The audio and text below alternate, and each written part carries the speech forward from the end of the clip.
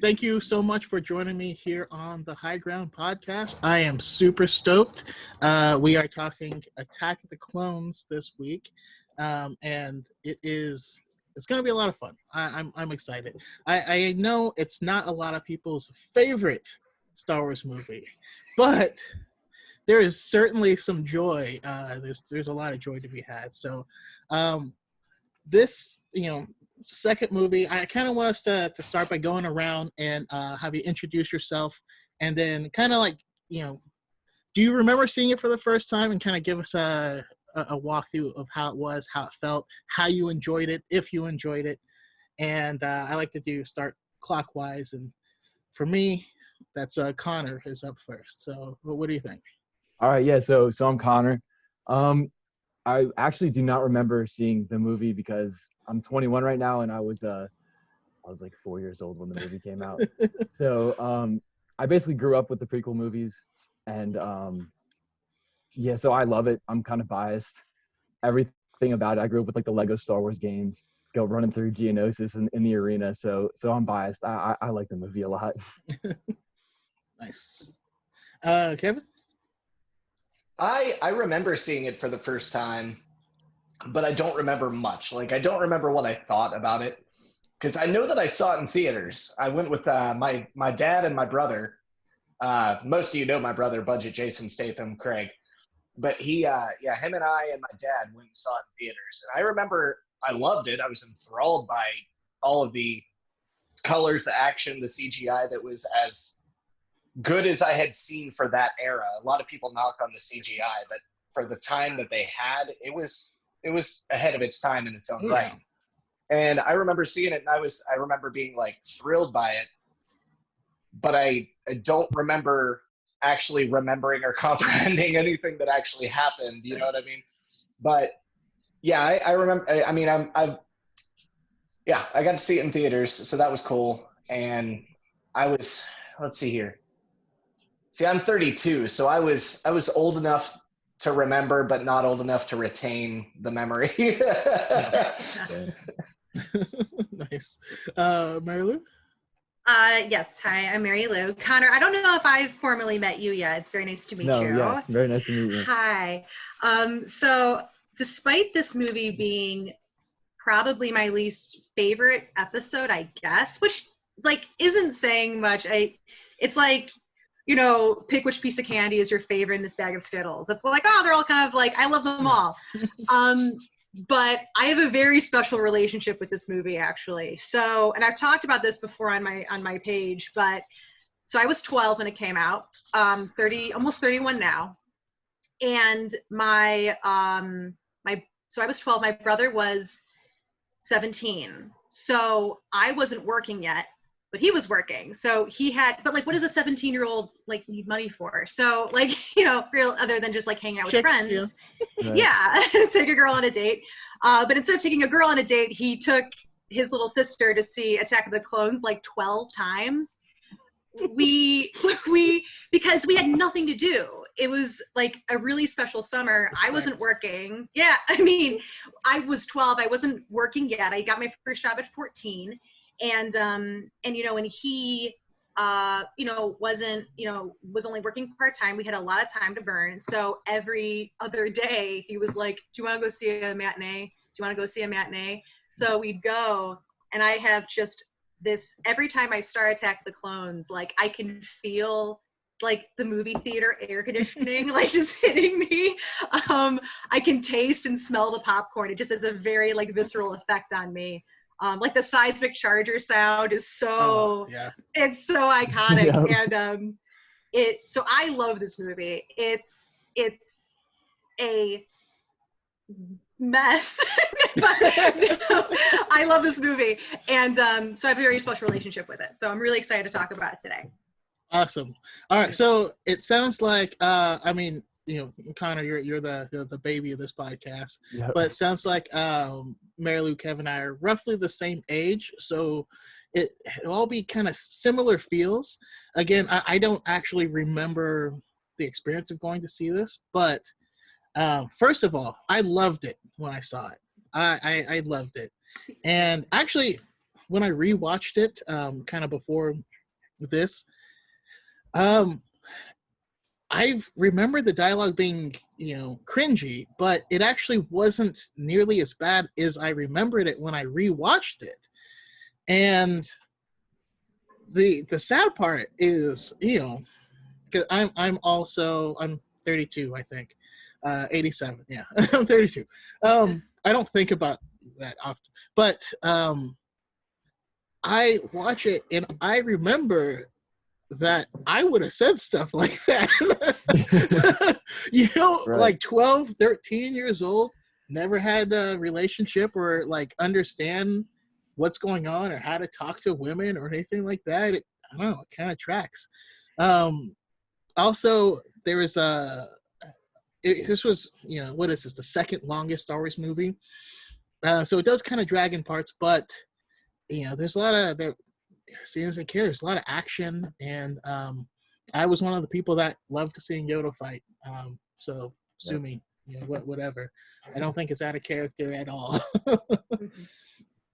But yeah, I mean, how about you guys? Any specific like favorite moments or favorite characters? I'm actually gonna start with Kevin this time. And right now you're quiet. I can't hear you. Oh no. Okay, there we go. Can you hear me now? Okay, Yes. good. Okay, I figured out if I touch the button on this side here, it'll mute it, and then I can touch it, turn it back on. Neat. Learn new things every day. Love technology. But I think some of my favorite moments were probably just starting to see the combination of brotherly love and utter distrust between Anakin and Obi-Wan. Like you could start to see their very complicated relationship. And I thought that was something that was done very well. You could see that Anakin was super frustrated with him, but he super respected him. And it was just this back and forth of the pull to the light and the pull to the dark building up inside Anakin. So it was done a little rapidly and a little choppy at times, but it's still, I don't think it was enough to make it a bad experience or a bad film in that regard. It may have been a little bit of a head turner every once in a while. Just you're going this way, now you're going that way. But it set up what we needed. And to be completely honest, I think rewatching it after watching the Clone Wars has made that movie 1,000 times better because there's more context to be put in there now. So it feels more natural now that you know some more behind the scenes events that were happening directly after that. Like the Clone Wars fixed a lot of stuff with the prequels in general, but I think that film actually became a lot better because seeing the creation of these clones that you eventually got to spend time with and learn to love makes that movie worth loving. So that's my 2 cents. Absolutely. And how about you, Marilu? The things that I liked in this movie, I love it. I mean, I love it. I was 12 years old, so I did love the romance. I did. Hayden Christensen is a very attractive young man. He was like, oh, he's so cute. He's so dreamy. I also totally fell in love with Padme in this movie. I still have such a huge crush on her. And it was cool to see a female character in Star Wars that she's similar to Leia in some ways, but she's also, there's a lot of differences there. And I really liked her, like, okay, so there's like the running joke in the prequels that like, oh, who cares about politics? Like, why would anyone care about the politics in Star Wars? And I'm like, I care. Like, I thought it was so interesting as a kid. Yeah, I was like, oh, I love this. This is so compelling and fun. And the prequels, there's something about every trilogy that I love unique to that trilogy. And for the prequels, it's the setting. I love the setting. I think the setting is so cool. I think it's so different. The original trilogy, the sequel trilogy, it's kind of the same setting. It's, all right, scrappy rebels fighting against this big machine. And the sequels just have this, or the prequels just have this very unique atmosphere about them that's really cool. And I liked seeing. I mean, Ewan McGregor's fantastic, of course.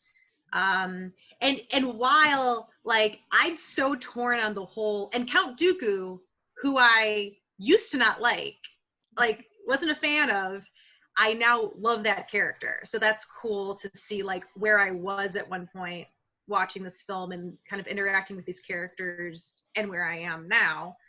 In terms of the fight with Yoda, I'm so torn on it because like, you know, my intellectual brain is like, no. Like, no, he like this isn't right. But then my Star Wars brain is like, who cares? Like, it's fun. Just let them have fun. So yeah, there's so much, like every 5 minutes I'm smiling. Like there's something pulling me back in, even when the movie is kind of slowing down. So yeah. Oh, that's awesome. No, I recently put up a post that was just, it was just Dave Filoni talking about Star Wars, where he said, hey, this it is made for kids, and sometimes there can be problems if you're holding certain things in too high of regard. And so this prequel trilogy, this is my childhood, right? Yeah. Star Wars is made for 12-year-olds. It's made for preteens. Of course, it's a family thing, but it helps you. It helps you understand the world that you live in, and that's why I love it. And especially what you said about Dooku is just perfect, because it's kind of like when you're little and you identify with SpongeBob, and then you grow up and you identify with Squidward. That's it's kind of similar to that. But for me, I loved the adventure of this, because there's certain movies where when you're watching it, the movie is telegraphing where it's going to go. That doesn't happen in this movie at all. And I always, even when I was little, the diner scene with Dexter Jetster was just solid. Like, he looks at this thing and he's like, he's a weird, dirty diner owner. and he sits down and he's like, oh yeah, it's a toxic dart from the Kamino cloners out past the rim. And you're like, what? Who is this guy? What? First of all, this is some type of Star Wars witness protection program, and like he's seen some stuff, like in his day for sure. But yeah, I was just, I don't know, I loved it, loved the adventure of it, and also I was struck by kind of how badass Padme was in this. This one of the scenes that like really hit me with how bad she was at the end when she gets knocked out of the gunship. She falls out of a freaking ship, hits the ground with a clone. Clone's like, hey, let's get you back to base. And she's like, what? We got to take that hangar. What are you talking about? Yeah. She's like, first of all, she's never seen any clone before. This is the first like incident of this war. She has no idea what's going on, but she's like, no, man, you got a job to do. Let's go do it. And even once Dooku escapes, she just starts shooting at his ship. Like she's all business all the time. And it's, I don't know. She kind of, and I hate to say this for OG fans, but she kind of out Leia's Leia, and being that she embodies more princess queen than Leia did. Also, kind of embodies more badass too. I don't know. A lot of people feel that way. Yeah. Connor? I'd say the action does it for me in this movie, because, like, as I said, like, I was super little when I first saw this movie, and you're just looking at all the lightsabers in the arena and all the guns and all the clones are flying in, and it still captivates me to this day. Like, today I rewatched the movie, and when Yoda comes flying in on that ship, it's one of my favorite moments in the whole movie. But and people say things about the dialogue, but like, Anakin's an awkward dude. So he's waited 10 years to talk to Padme. I'm giving him the benefit of the doubt for sure. Also, I mean, he doesn't have any like boys. Like, what do I say to her? Right. You know, like what? Yeah, I agree 100%. There's no like Teen Jedi monthly that like where he can read. Right, exactly. Jedi Not that they Vogue. would, not that they would give girl advice anyway, but you know, Right. because that's a no-no. Let's be real. If anybody gave him the talk, it was Obi-Wan. And if Obi-Wan gave him the talk, we know that didn't go well. So yeah, it makes sense that he was awkward. Although I would pay money to watch Mace Windu give him the talk. That would be the best thing ever. Oh my God. Let me see here. All right, so let's actually jump into the movie itself, right? We got the first act where they show up. There's the assassination attempt. You know, we get to see Palpatine doing his thing for the first time. We actually see him is the person that suggests that they do it. Like, he was hooking up Anakin. Like, Palpatine was the homeboy for this, like, you know. You seen this? Yeah. One wingman. He was a wingman. He's pipping I'm over there. gonna try to kill this lady, and then I was swooping. That's funny. No, but, so we got that assassination attempt, chase scene, the death sticks, right? We got Dexter Jettster. We also some death sticks. Yeah. We actually get a You decent want to look go at home and Coruscant. rethink your life. I want to go home and rethink my life. The scene, even as a kid, I was like, "That's not how it is." Like, Yeah. I don't know. Isn't that dude's name like Scumbagu? Like his name is like it is though. It's like grimy scumbag something. Oh my God. I made a joke on a video once that I was like, Kit Fisto has the worst name in all of Star Wars. Or And the the best. And the best. And this Depending on who you guy, are. this guy commented like, but what about that guy's name? And I was like, oh, I forgot about him. It's perfect. I'll have to check it out. But considering that they named the fat pilot Porkster, what was his name? Yes. Porkins. George. Why? George was either really original or really unoriginal. There was no in between. Like, it was either something brilliant or something ludicrous. Nothing in between. It's true. What's the bad guy's name? Villainster. Well, Vader's just German for father, right? Isn't that like Something like that. yeah. So everybody in Germany's like, you named your villain father? Like what?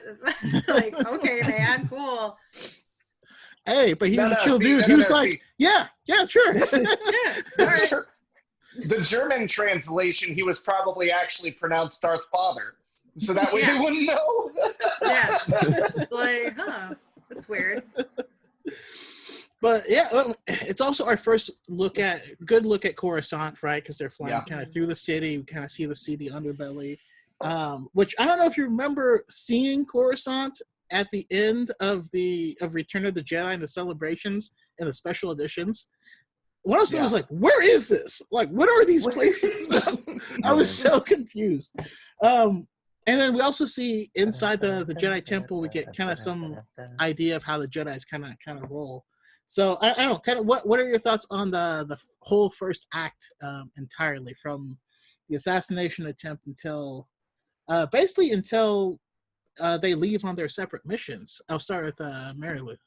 I have a lot of thoughts. Okay. No. Let's do it. But they're good. They're interesting. As I rewatched it today too, and one thing that I noticed is that so the movie starts and Padme's assassination is given all this time and all this tension and it's and the assassination and then her recovering and being like, we gotta go, and then she goes to Palpatine's office and they have a whole thing, and it's like this very dialogue riddled scene about, you know, who she is now, how she's feeling, why this is happening to her. And then for Anakin and Obi-Wan's introduction, they're just in an elevator, like just elevator, like no build up, nothing, just elevator. And I was like, oh, that's right. You know, you'd think there'd be like a long tracking shot of their ships or something, and then a lead up to Anakin Skywalker getting out of his ship, like, here I am. But instead he's like, you know, like lint brushing his robe. Like he's like, I'm gonna go. It's a very interesting choice. And I don't dislike it. I just think it's an interesting choice. You know, and then we get to this point where in your email, when I read it, you kind of had everything mapped out, and you had a specific point for where Anakin and Padme reconnect, they reunite, so to speak. And it's a very, you know, to give George some credit, in terms of dialogue, I do think, because like the long running joke, the kind of like the contemporary joke for Amidala is currently like, why would Padme fall for this guy? Like, why would she fall for like this kind of awkward teenager? Have you seen him? Well, he's very, yes. But, you know, Daddy One Kenobi is standing right there, you know, like, but, you know, and he's awkward. He doesn't know how to talk, you know, to women. And it's, there are some parts where I'm like, Anakin, like, pull back a bit, buddy. Like, you're being really like a little aggressive here. But I do think that one of the reasons why she finds herself sort of attracted to him and sort of kind of pulled in by his presence is because Padme has spent her entire life in politics. She was a queen at a very young age, and now she's a senator. And she has spent all this time pretty much, she knows what to expect from people. She expects people to want her support, to want her vote, to want her influence, to want something from her that will benefit them. And you can see it when she comes in. She has a very stiff kind of, it's stiff and robotic, but I think it's supposed to be. You know, she's talking to Anakin, Obi-Wan. She's very political. She's very like very politician-esque. And she's like, oh, it's very good to see you guys again. Okay, you know, well, I don't agree, but we're going to do this. And Anakin just kind of is like, hi, you know, and he's very honest, and he's very, you know, genuine about his emotions and genuine about how he feels about her. And aside from, obviously, he wants her to love him, but he doesn't want anything from her. He doesn't, you know, he loves her for who she is. And I think that is something she would find attractive and compelling. And it is kind of sweet, you know, and their talks about politics and their debates and, you know, in the sunflower field and like all this. And it's, you know, there are elements to their relationship that I think work here. And I think that Amidala is a very complicated relationship, and maybe as we go further, we'll acknowledge some of that. But you know, it is compelling, and I got to give George credit. It is a really hard line to walk. You have this relationship that's doomed from the start.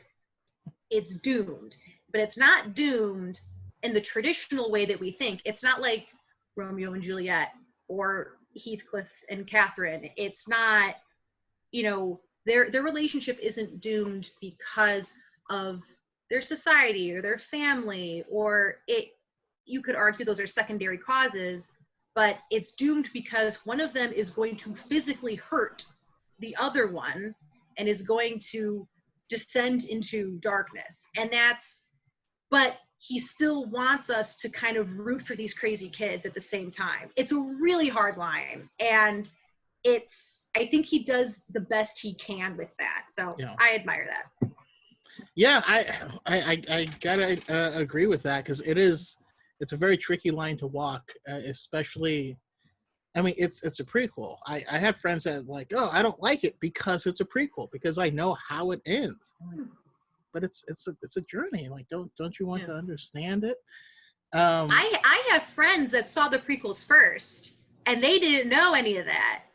Yeah. That's like a thing that happens to the kids these days. They like start with episode 1 and they're like, oh, this is fun. And then it just, and then like, it gets worse. whoa, yeah. So some people, I guess, don't know, but I'm a sucker for backstory, so I love it. Dead serious, dead serious. Just like a brief annotation because we're on that topic. I usually actually do recommend for people who have never seen any of them to watch them in chronological order. And a lot of people complain about that. They're like, "Oh, well, it ruins the Empire Strikes Back twist." I'm like, "What do you want ruined? One twist or a whole trilogy?" Like, Yeah. it makes a lot more sense to start at the beginning and go all the way through if you're watching for the first time ever. So, because to be honest, Brandon, like you said, a lot of people didn't like the prequels because they knew exactly what was going to happen. They knew where it was going. So, a lot of the element of surprise was taken out by that. But if you're watching through it for the first time, not knowing the original trilogy, this is all fresh, new information. You have no idea where it's going. It's going to take you somewhere completely different. So, yeah. And I also have to agree with you because by now the I am your father twist is so permeated through media in general. mm-hmm. It is a large source of cultural idiom. Like Star Wars is one of our largest influences for just cultural idioms in general. For a while, William Shakespeare was the top, and then he got replaced with The Simpsons, which is the best thing ever. And, but yeah, no, I digress. Yeah, all that stuff is great. If I look at specifically Obi-Wan, and this is in his Jesus phase, The mullet. He pulls it off though. He does. He does. I'm not gonna lie. I still hate it, but yes, he pulls it off. It's awful. I hate it, but he does pull it off. I mean, Ewan McGregor can pull off anything. So we'll just get that one right out of the way. No, sorry. I do love it, especially how you were saying, because it even though it's very brief, but it shows. Honestly, Obi-Wan wasn't ready to be Anakin's master. He wasn't ready for it. Not at all. He got assigned a youngling the same day he became a knight. Like, kill me. Kill me. Like, yeah. It's kind of awesome to see that, because when we first met Obi-Wan in the prequels, he was rash and he was kind of a dick.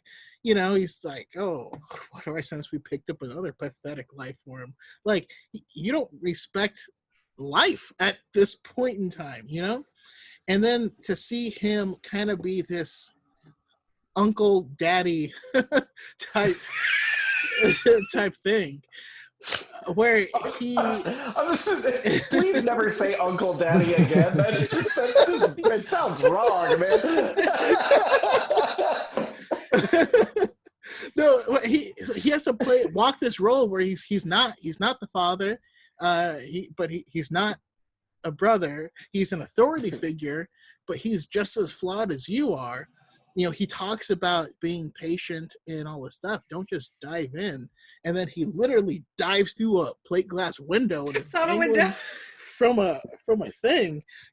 Like he's learning on the job, and it's apparent, and it's kind of beautiful how it is. And the thing I love about Star Wars the most is the layers, right? Like, you watch it and it's a young kid's power fantasy, but there's layers and layers and layers and layers, and you can get deeper and deeper, and there is content in each layer, and it was all intentional. I just love it myself. But let's go to Connor. All right, so we got the first third, right? The first act of the movie. What are your thoughts? Anything stand out? One of the things that stand out was actually Palpatine, and how he is already, like, he keeps planting these seeds in Anakin's head. He keeps saying, like, oh, you're going to be the greatest of all the Jedi. He just keeps, like, pumping them up, and he's like, you will learn to trust your feelings.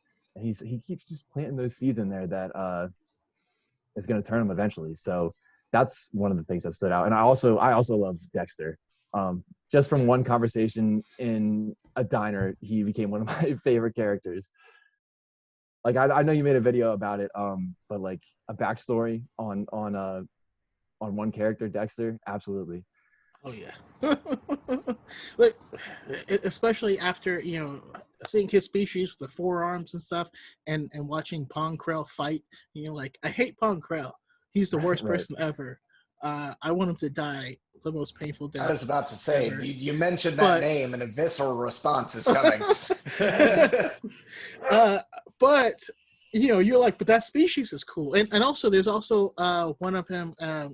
He is a basilisk, and there's one of them in the canon novel for Battlefront by Jason Fried, and they're just cool. They're just really cool characters, and I don't know, I like them. But Kevin, the first act. Something that you said about Obi-Wan really resonated with me. What you just Uncle mentioned Daddy? about no, I said not to say that again. No, but when you were talking about how like he was clearly not ready to be that father figure mentor role that he was supposed to be, but he was learning on the job and did the best that he could. That resonates with me because like something a lot of people don't know this because I don't really talk about my family life in my content very often. But by the time that I was 20, I was a dad. So like that's a lot of on the job training, learning like right now. Like you got to figure this out because your adult life has just barely begun and you already have to take care of another one now. So like, and believe me, like from experience, it was frustrating. It was very difficult, but would I change it for the world? Absolutely not. But like, yeah. And at this point, it's like, I have an awesome relationship with my daughter, who is my oldest child. And a lot of that is probably just because I was young enough to have to learn on the job and not be so like whip cracky about it like a lot of older parents are. And so yeah, I can really relate to that, like on a very personal level. But as far as Marilu and what you were saying about the assassination and then all this long, nice, beautiful build up, and then all of a sudden, hey, we're in an elevator, and Anakin's like, hey, look at me. You haven't seen me look at me. Last time that you guys saw me, I was this little kid saying, now this is pod racing, and now I'm a big boy. Like, it's really funny to think about it. It's really funny to think about it because, like, literally, the last time you saw him, he was this little kid, and they decided instead of giving you a nice build-up to see the fact that, like, this really is Anakin, they were just like, elevator. So that's hilarious. But in the weirdest possible way, it worked. Like, it did. It was. You're like, okay, well, we know that's Obi-Wan. So that's gotta be okay. He just said Anakin to him. Okay, we're good. We're good. You just got a Mario Brothers mushroom, right? It just that's all. That's all you need. But yeah, and then the chase scene I thought was brilliant. And I loved how it showed the fact that Anakin was picking up on things so fast, because when he really absolutely looked like he was failing miserably, he just jumps out and starts flying down, lands right on the car. I hated when he does that. But it was fantastic. Like, there was a lot of stuff in that movie. People give it a lot of flack, but there was some really good stuff in that film. So, like, some moments that are just unforgettable. I didn't even think about that. But yeah, imagine you're learning on the job and your very first student is a prodigy. Just how irritating of like, you're not doing this right. And he's like, well, I kind of am. And you're like, oh. I kind of am. You're not my real dad. As a matter of fact, I don't have a real dad. but no, too soon. I know, right? But forever too soon. Well, and the other part that and this is like off of the funny topic and onto the real topic was, yeah, with Palpatine, some of the stuff about him that, like, you know, let's say you're watching him in chronological and you have no idea who he really is, you can still kind of see the wheels turning. Like, you can sense that there's something wrong with him. And now we're back into the comedy side of it. One of my favorite things, I think it was from one of the Star Kid plays where they do the musical montage making fun of whatever they make fun of. And they do it with Star Wars a lot. The one he has Obi-Wan telling like drunken stories about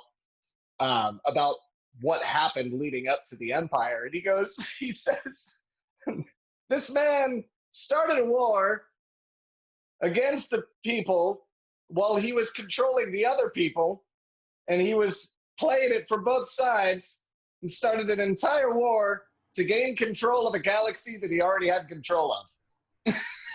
I'm like, if you really think about it, yeah, the Clone Wars didn't even really need to happen. He was already in power. I mean, the best thing ever is the old Pixar short of the old man playing chess against himself. Yes. That is. And you're like, oh, it's Palpatine. That is exactly it, 100%. But okay, so let's go ahead and jump and kind of to the middle act, Yeah. right? So they've all gone on. They've all been commissioned their missions, right?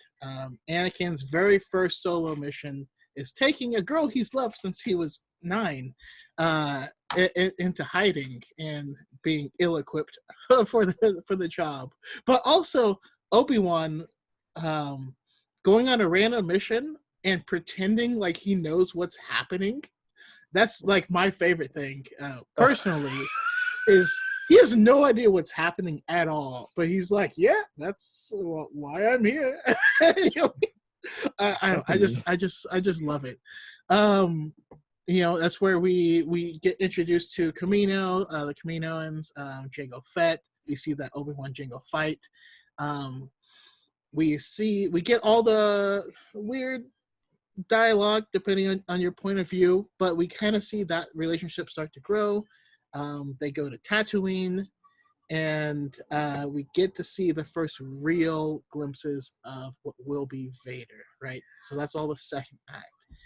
But Connor, jump into it. What jumps out at you? What first jumps out to me is definitely Camino. It's such a cool looking planet. Like, it's such a cool looking place. The whole facility. Like, when you first see it, you're like, wow, this is actually incredible.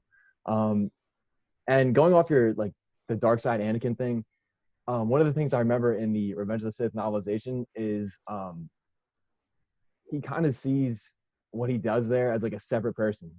So basically, like, he's like, at this point, like, he doesn't see it as himself. He almost sees it as a different person when he turns to the dark side. So I thought that was really interesting. Going back to the Jango fight, I really like the Obi-Wan versus Jango Fett fight because there's a lot of hand-to-hand combat, which you don't see a lot of in Star Wars. You kind of see like what the Jedi can do in almost just like with their fists. Yeah. Yeah. No, it is like I said, it is super cool because we actually don't have a whole lot of canon knowledge on Jango Fett. We really don't, but this is our first time being able to see that being a Jedi is not an automatic win card, right? And that to me was a cool thing, is like Jango could clearly hold his own and had no fear. It wasn't like, oh, this great powerful Jedi is here, oh, you better cower. No, he was nothing. As well as the fact that the seismic charge is top 3 sounds in Star Wars. Instant serotonin. Serotonin every time. Just that, you're like, oh my God. And thus dubstep was born. I swear to God, I don't. Did dubstep exist before that moment? You tell me. I say it does. Oh, But Kev, what do you think of that the whole second act? Coincidence? I think not. No, Just saying. I mean, it makes sense. It's a valid point. It's a valid point. One thing that I think was, and just in a sense of comic relief, I will say this much. I mean, I don't really care much for sand either. So, I mean, it is what it is. He had a valid point. It does get everywhere. You come home from the beach and you're going to have sand coming out of your pants and everything for weeks. Like, he wasn't wrong. He wasn't wrong. It's just a really weird pickup line.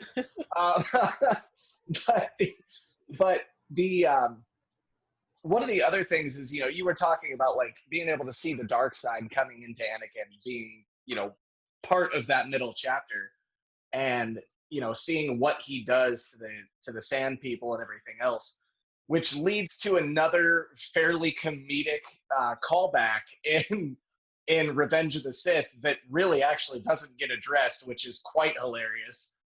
Is killing younglings. No, not Anakin. I killed them all.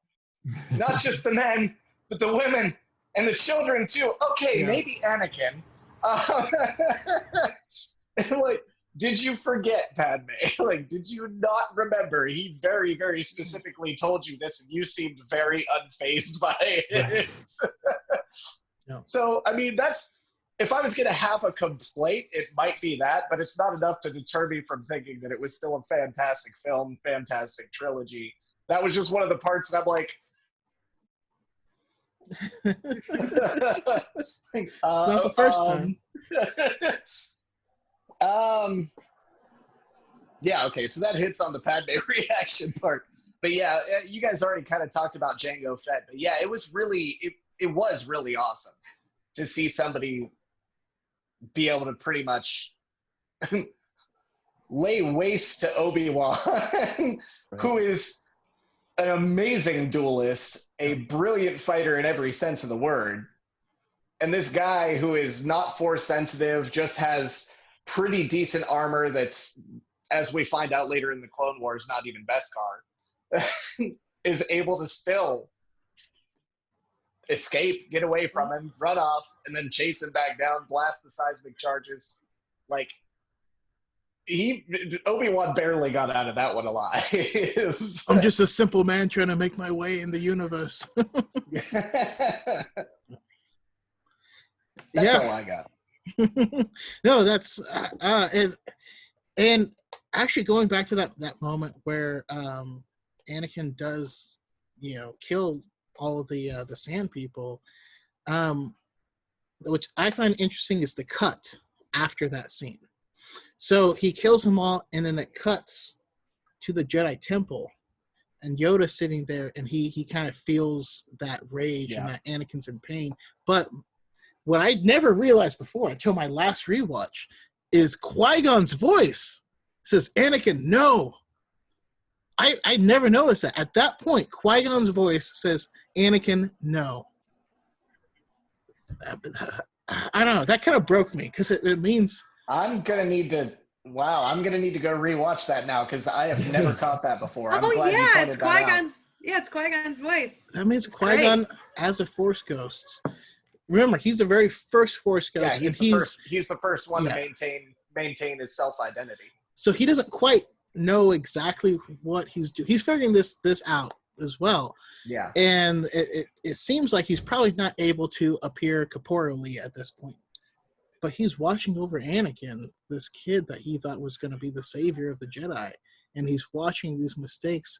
I don't know. It kind of hurts my heart a little bit. But Marilu, the midsection there. What do you think? So midsection. All right, three things I want to touch on. First off, like you said, Obi-Wan Kenobi walking into Kamino and then being like, "Oh, you're here," blah blah blah blah blah, and him going, yeah, like it's the most relatable shit I have ever. Can I swear? I can swear, right? Like it. I have been in that position. We have all been in that position so many times. It you're just like, I know what I'm doing. I have no fucking clue what the hell is going on. Like, I have no clue. Like, and him, I always laugh when like the soup ladles come down and they sit in them, and he's like, what is going on? What did I just walk into? I do have a critique in that George sometimes does a thing where he like, you know, throws in a name or a place, and you're like, wow, that seems important. Are we ever going to come back to that? No, we're not. Like, who the hell is Sifo Dyas? Why would you just say Jedi Master Sifo Dyas and then just, And with that, we're just never going to talk about this again? all I have to say about that is it's a good question for another time. yeah, basically. So then, but it's great. I love it. Everything on Camino is wonderful. And then Anakin and Padme growing closer. It is interesting looking at Anakin, and so what I'm about to say isn't even really a jab at Anakin. I think it's just human nature, but Anakin does have an Oedipal complex with Padme. I think it's, you know, his mother, he's taken from his mother in episode 1. He goes on a ship, and the first person that comforts him and establishes kind of like a real connection with him after he's left Tatooine is Padme. She puts a blanket on him. She asks how he is. How are you doing? Are you okay, honey? You know, and the moment, like, they've interacted before, but that's the moment, I think, for him, where he's like, I am going to romanticize this for the next 10 years. And because he knows that he's not going to see his mother again, probably. I think he subconsciously knows, but he can see her again. And maybe that will kind of relieve some of the emotionality that it just builds up in him over the course of his life. So he's desperately, and again, that's not a jab at Anakin. Like, in terms of heterosexual relationships, you know, men marry their mothers, so to speak, all the time. Women marry their fathers, so to speak, all the time. It's not an uncommon thing. And I think that's kind of one of the reasons why he is so drawn to her. And on the subject of his mother, for anybody who is going to be listening to this just in audio, we should probably remark that you did air quotes when you said their mothers and their fathers. Yes, that is a good note. I want to make sure that's perfectly clear on just an audio broadcast of this. Thank you, Kevin. Yes, figuratively, yes. On the topic of his mother, so I rewatched this, I think last year. I watched it today, and then I watched it last year before The Rise of Skywalker came out. Me and my husband did a big marathon, yada yada. We're watching episode 2, and I made a realization of something that is legitimately kind of really disturbing. And I do want to say, like, trigger warning for anybody who's a victim of sexual assault. I'm intrigued. Okay. Why did the Tusken Raiders kidnap his mother? Why? Like, we are watching it. It's never explicitly said, of course, but he goes into this hut, and his mother is like tied to this post, and I'm like, ooh, what's going on? What's happening? Because they didn't kidnap her for labor. You know, she's an older woman. They didn't kidnap her is like a hostage negotiation to like, oh, pay us and we'll give you, you know, your family member back. You know, Cleve Lars says, 30 of us went out, 4 of us came back, like we can't find her. So I'm like, why did they kidnap this woman? I'm not saying it's, can anyone think of a reason? That's not. I can think of one, and it's the only one that you're implying right now, and it's not a great one. Right. That's what I assumed, and we've just never spoken about this. Yeah. It's just one of those things where it's better to take that as that's probably what it is, but I'm not going to say because ouch. Yeah. I can understand. But you know what? And that's the thing. That kind of begs another small element, and I'm not trying to like hijack your talking time here, but that was me and my brother were talking about it one day, like after we had went through a rewatch, and we're like, You know what? If I was Anakin and I found my mother in that same situation, I would have murdered every single last one of them as well. Like I would have. Yes. I don't fault Anakin for having that Yeah. complete breakdown, because if that's how I found my mother, same deal. I would have not had any mercy on my mind at all. Yeah. And- Especially if I had the power that he had coursing through him, and a weapon like a lightsaber. Like, dude, no, they're done. They're done. They have no Yeah. hope. Yeah, that's like what I was going to build to too with that, is that it's like, if that's the case, like, I mean, what would you do? Like, do you really fault him for having this really emotional kind of reaction to this? And also, so yeah, right? Like, also, like low key, like Anakin, not even low key is flexing. Like, he flexes like hardcore. Clean large is like 30 of us went out, 4 of us came back, and Anakin's like, I'm gonna go get mom, and comes back like just with her, and he's like, yeah, I did it. Like, what's up? You know, I'm like, oh man. And the revelation that, you know, his Not only did I go and get her and bring her back, but that tribe doesn't exist anymore. No, they're not gonna be bothering you for anymore after this. And, you know, building up to sort of his kind of breakdown with Padme.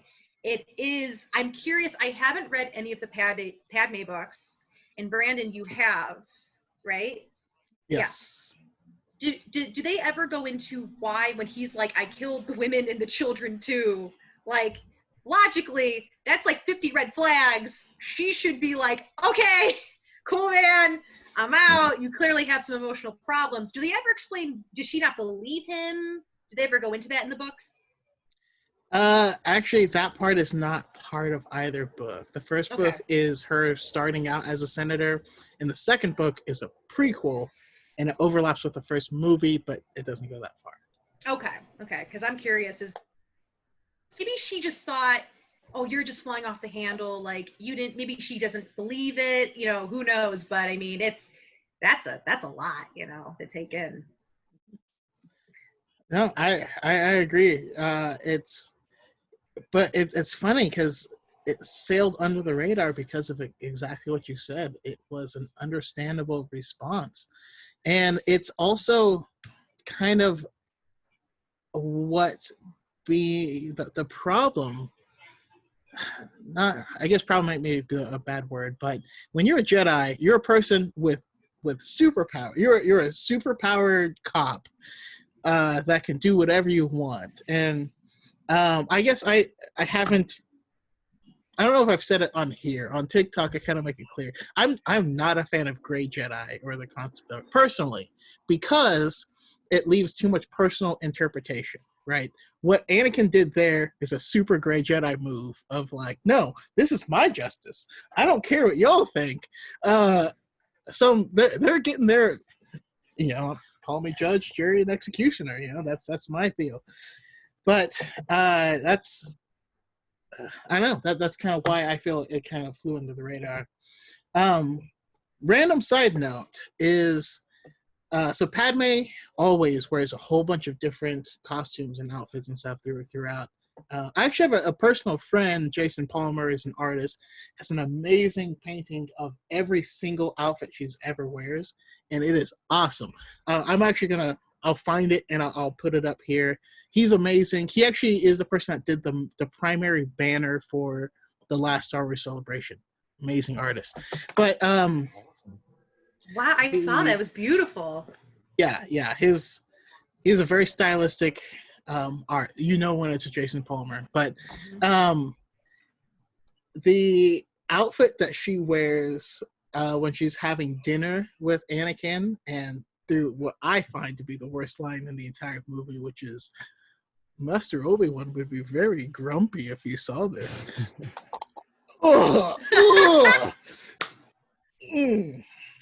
So there's only one outfit that George Lucas designed himself, and it's that outfit that she's also wearing in the next scene with the corset and stuff. And you look at it and you're like, yeah, a man designed that. You know what? A man designed with everything that I love George Lucas. Don't get me wrong, but with everything that I've heard about his costume decisions, that tracks. Yeah, that tracks. That makes a lot of sense. Yeah. That sounds about right. Does she have a rib cage? Not anymore. My Anyways. God. Like, and Natalie Portman is, I mean, I could, There's no underwear in space. Well, yeah. Well, later in the movie, she's clearly not wearing a bra. It's, again, a whole thing. It's true, though. Anyway, but so, like, Padme's clothes, I could talk about Padme's clothes forever. But the thing about that dress that is so funny to me is that I'm like, you can't bend. Like, no way. Like, you can't bend. Because Natalie Portman is, is stunning and gorgeous, and her we're gonna talk about boobies for a second, I guess. But she has, a natural average chest for a woman of her size and weight, and her, like, the corset in that scene is like, they are like to her neck. I'm like, George, the woman can't breathe. I get it, man. Like, but the woman can't breathe. I personally find her lake dress, yes. that gown. Oh my God. It's the backless. Oh yeah. The backless is stunning, and I think it conveys that kind of sensual, luscious sort of eroticism, and like the sort of like their relationship sort of blossoming. I think it conveys it much better, and it's much more classier than that dress does with the fireplace and things like that. But I mean, all of them are just impeccably designed. They're gorgeous. Yeah. No, absolutely. But that's my point, is the corset dress is the only one that George Lucas designed that he said this has to be in the movie. All of the other ones were designed by a woman. And they all look super comfortable and are flowing and are soft and but whatever. Doesn't matter. Also, the end of the fireplace scene, I just have to say, even as a kid, there's like a look that he gives her at the end. And it's not appropriate. That particular you know what I'm scene, talking about. Oh yeah. And that that look was not consented. that scene as a whole, just because of just because of exactly what you guys are talking about, the design of that particular outfit. People have, I mean, that whole scene has become a meme where they say, they basically say that dress, CEO of sending the wrong signal.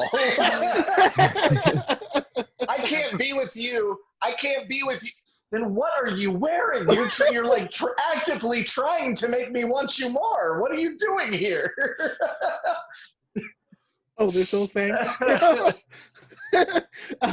No, but other than that, though, like exactly like you were saying, Marilu, I absolutely love Obi-Wan just going on this mission, showing up to a planet he didn't know existed, and he walks in there, and they're like, "Oh, we've been expecting you," and he's like, "Yeah, sure," and they're like, "Yeah, we have them all ready." Well, of course you have. You have them ready. Can I see them? It's such a. Can I see whatever the them is that we're talking about right now? It's so relatable. It's such a vaguely awkward situation of like, but this is also our first example that we've ever seen on what a Jedi does. They go out on these missions to uncover these truths or whatever, and they don't necessarily know what they're walking into. They just have to trust their instincts and let the situation unfold. He's trying to figure out who's trying to assassinate them and uncovers a hidden secret army.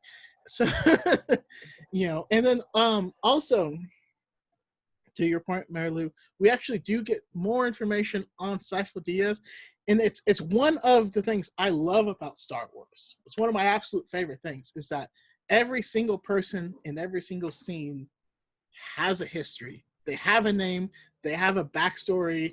That person has a job. They have like little whiny kids at home that they're irritated by or whatever. Like it's such a rich universe that when something is thrown out, you may never know. I rewatched the original trilogy, episode 1, or not episode 4, right? The very first movie, and Obi-Wan's like, "Yeah, I fought with your dad in the Clone Wars," and you're like, "What?" Like George Lucas thought this is the only movie he was going to be able to make.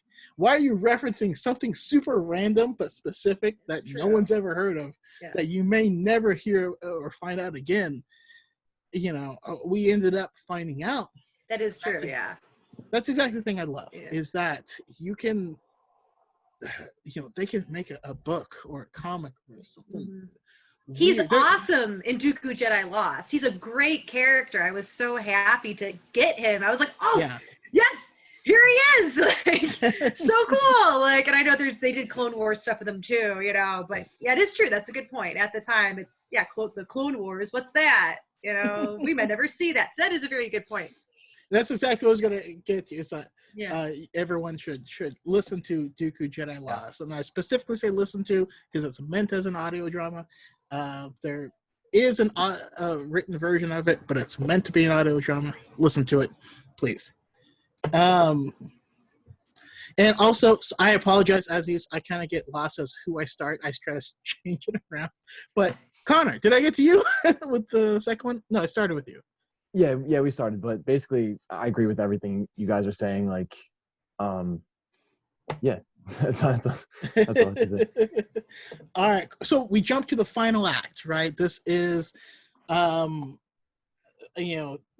this is Obi-Wan. This is the seismic charge, right? He lands on Geonosis, and gets captured and meets Dooku.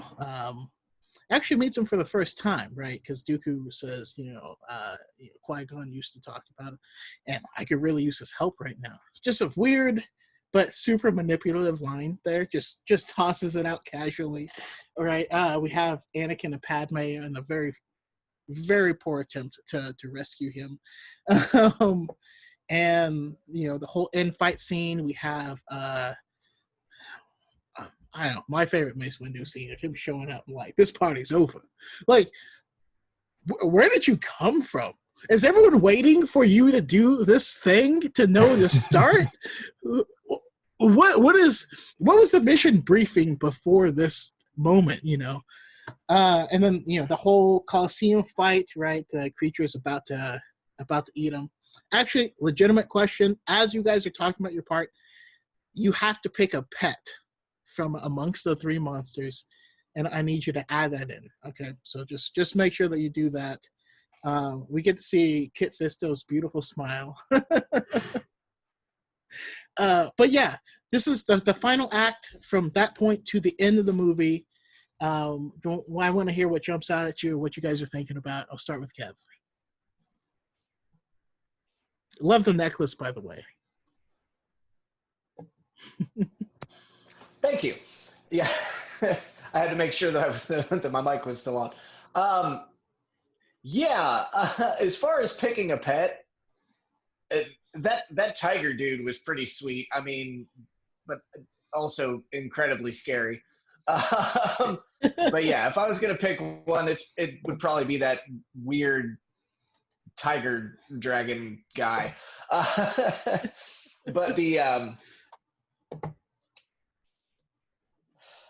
I know, starting off with just arriving on Geonosia, the Geonosians were like, they didn't seem threatening, but they were still oddly terrifying. Like the click-clacking type voices and like there was just something about them that was just unsettling at all times. And I was glad to see them like readdress Geonosia in Rebels when they did. Because just getting to that point and like seeing that they really didn't have much of a choice. Like the Empire kind of forced them to do everything they did, and they didn't really want to go along with it, but just did because they knew they were going to die. And then eventually the Empire just was like, all right, you served your purpose. We're wiping you out anyway. Like it just went to show exactly how much means to an end the Empire was about everything. But yeah, the capture, I think seeing some good snarky, sassy Obi-Wan is always good. So just the We came to rescue you, master. Good job. Fantastic. Like the banter was so good. Like there were, for every cringy line that movie had, it had a gold line as well. Like it's such a balanced film in that regard because it had so much good to offer. And I think too many people get stuck or hung up on, I hate sand and forget about some of the great quotable moments that actually did happen. Also to cut in for a brief moment, I can't not think about Jake Kev's upload the other day on TikTok where on Geonosis, this is from the previous act, when Obi-Wan calls home, he says, "Call home, care of the old folks home." Old folks home. And him saying "old folks home" calls the Jedi Temple. That's sassy Obi-Wan. That's fantastic. Yeah, no, and Jacob's totally right on that. Like the video that he posted about you. Sometimes it's just so much better to watch with subtitles on because you will catch stuff that you missed a million times. And I'm like, I've come around to starting to do that as well because I've picked up a lot of little things that I like, background noises that will actually come up on the thing, and I'm like, holy crap, that was a reference to this, or oh my god, like these are Easter eggs that I can barely hear but are happening. And that's how I knew it was Qui-Gon's voice who said that. It's in the subtitle. Yeah. But okay, so the clones arrive, absolutely, like bar none, one of the coolest scenes ever. Just all of a sudden, like they all think that they're dead, and here comes Yoda. Hey, look what the cavalry's here! Look who we got! And I mean, at this point, you still don't really know these guys, but you're like, oh boy, how the turntables. But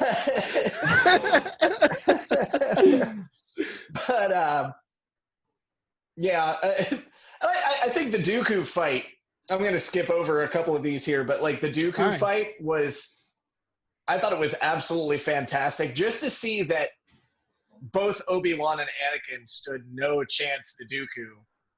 And even Yoda, like, I mean, obviously he put Yoda in a bind because he knew that if he gave Yoda too much time, Yoda was going to beat him. But like, he even stood up to Yoda pretty well after exhausting some of his energy on Obi-Wan and Anakin. Like, it proved how incredibly powerful of a duelist Dooku was. So I think that scene was like very, very vital to show that, like, this is a really, really, really powerful apprentice you have working here. Like, which goes to show the fact that he was defeated in the next film by Anakin and became the new apprentice. It goes to show how powerful Anakin really was becoming. And I think it was really, really important character development for every character involved to be able to see the kind of might that Dooku had. Yeah, and that already kind of hits with Yoda. And yeah, begun the Clone Wars have literally is probably one of the most iconic lines in that whole entire trilogy, especially because it leads into one of the best animated television shows that has ever existed in human history.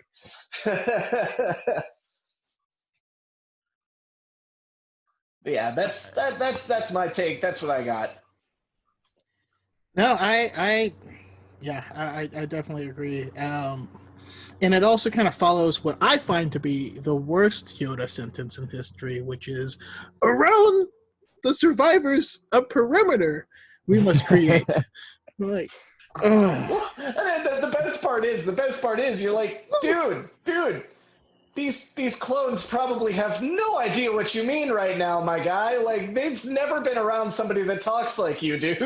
Like, unless they were intentionally programmed to be able to, like, recognize around the survivors, a perimeter create. Like, dude, what? What did he just say? Make a big circle, guys. It's like Lassie. He's trying to say something. I know it. But yeah, let's go to what? Timmy's stuck in the well. But yeah, Marilu, right? The final act. So we got all that same stuff. Okay, I got you. One of the things I think that's so interesting about the clones, especially looking back on when I saw it as a kid. So, I mean, back in the before times, I didn't have access to. I mean, I'm sure they did magazine spreads and they did stuff like that. I've seen pictures from like Vanity Fair and things like that from 2002 and things like that. But I didn't have access to any of that. So going into this movie, I don't even think I saw a trailer for this movie. I don't remember seeing it as a kid. But going into it, I remember when the clones officially show up. And this is also when you first see them kind of getting equipped and stuff. But it was especially prevalent at the end when they show up. I'm like, wait, those are stormtroopers though. Wait, what? Like, I was like really excited about that because I didn't know what that meant. I was thinking to myself, well, but eventually they're going to be stormtroopers. So what's going to happen to them? Like, I remember being very concerned about the clones immediately going forward. I was thinking, well, are they still going to wait? Are the stormtroopers clones? Like, wait, like I was a kid, I wasn't sure. And so immediately that just piquing my interest and getting very, very interested in that. And then Duke. So one of my Star Wars passions is, and this is, I mean, every Star Wars fan I'm sure has this passion, is of course the lightsaber duels. We all love lightsaber duels. I could talk about the lightsaber duels for hours. And one of the things that so personally, I'm going to get a lot of flack for this, but personally, I prefer the original trilogy and sequel trilogy fighting styles to the prequel fighting styles. And it's Kevin, thank you, Kevin. And it's not that I just like that in the sequels and in the original trilogy, every time someone swings that a lightsaber, you feel it. Like, you feel their anger or their love or their grief. You feel all the emotionality behind every swing. And the prequel fighting, while beautiful and incredibly choreographed and of its period, because that's how the Jedi fought during this period, is, there's a lot. There's a lot of like kicking and somersaulting. Like, I'm like, just swing, guys. Like, you don't need to, do a pirouette. You don't need to do ballet moves. Like, just swing at each other. And I think that the prequel style fighting, and I love it. I love it. I love it. I think it translates very well into animation. In animation, it looks, it's perfection.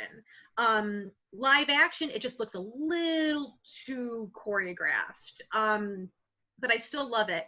But one of the things I find so funny about the prequels is that, so when I look at a lightsaber duel, I look at all the aspects of it. I'm like, all right, what's the setting? What does the setting mean to the fight? What colors are being used? Why are they fighting? Where, all this stuff. And George just kind of, for almost every single lightsaber duel, not all of them, but for almost all of them in the prequels, he's like, aircraft hangar. They're just all going to be in aircraft hangars. Just like, put them in there. Just, there's like the Duel of the Fates starts in an aircraft hangar and then it transitions out into wherever they are there. You've just ruined Star Wars. No! Dooku's duel is in an aircraft hangar. It's all in an aircraft hangar. And then the Anakin and Obi-Wan's fight, I mean, it kind of transitions. I have literally never, but Obi-Wan never noticed that at all. Right. Obi-Wan Grievous is... Obi-Wan Grievous! Oh. Yes! Aircraft hangar. I'm like, George, I need you to pick another setting for the fights, okay?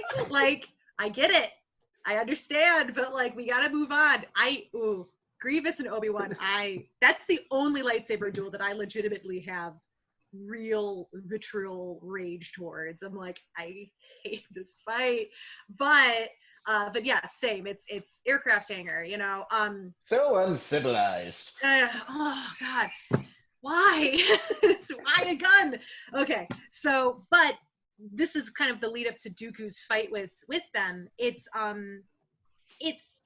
the way In an aircraft hangar. in the aircraft hangar, because they're all in aircraft hangars. Not all of them, some of them, but Most of them. Dooku's fight. I'm curious if anybody knows the behind the scenes on this, but you don't see a lot of it. It's all like these like shots of just light kind of waving in front of their faces, and it's close-ups of their faces. You don't see a lot of the fight itself, which is interesting, but then it kind of quote unquote makes up for that because Yoda comes in, and it's regardless of how anybody feels about Yoda fighting the Dooku stunt double man, it like actually looks like he's fighting something there. And this movie was released in 2002, and it still looks really good, and it's very, very impressive. The only problem is like, so Obi-Wan Kenobi gets kind of like, I don't want to say like shit treatment, but Obi-Wan Kenobi is only as strong as the plot needs him to be.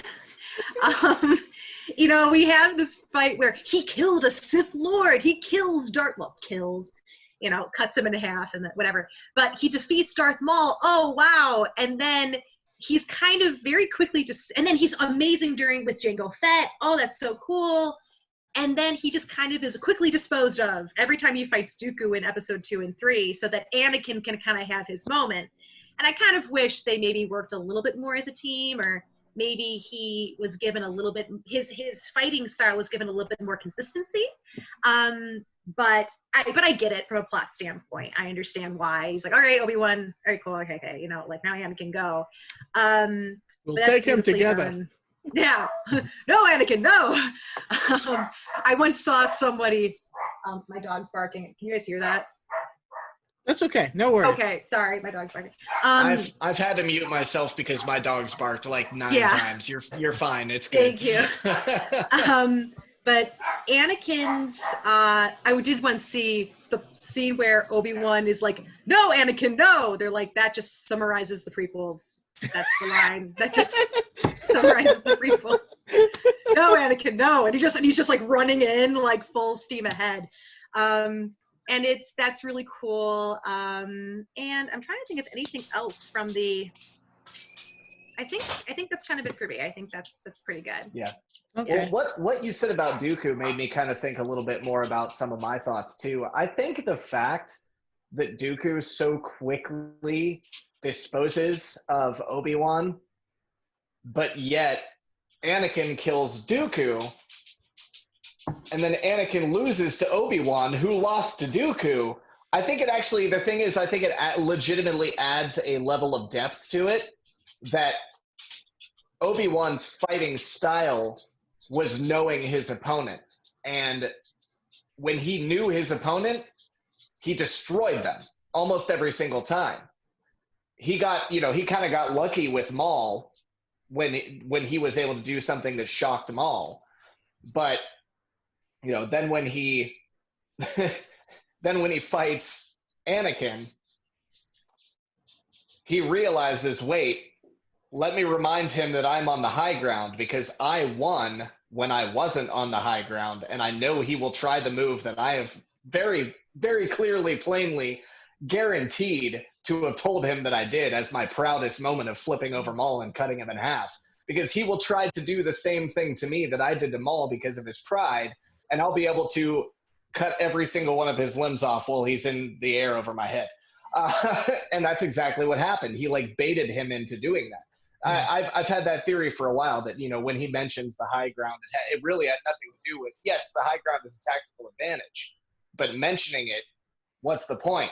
Well, that's the point. He was reminding him of something that he had taught him before, which would make him think, I should do this. Then he does the same thing to Maul in Rebels when they have their final showdown.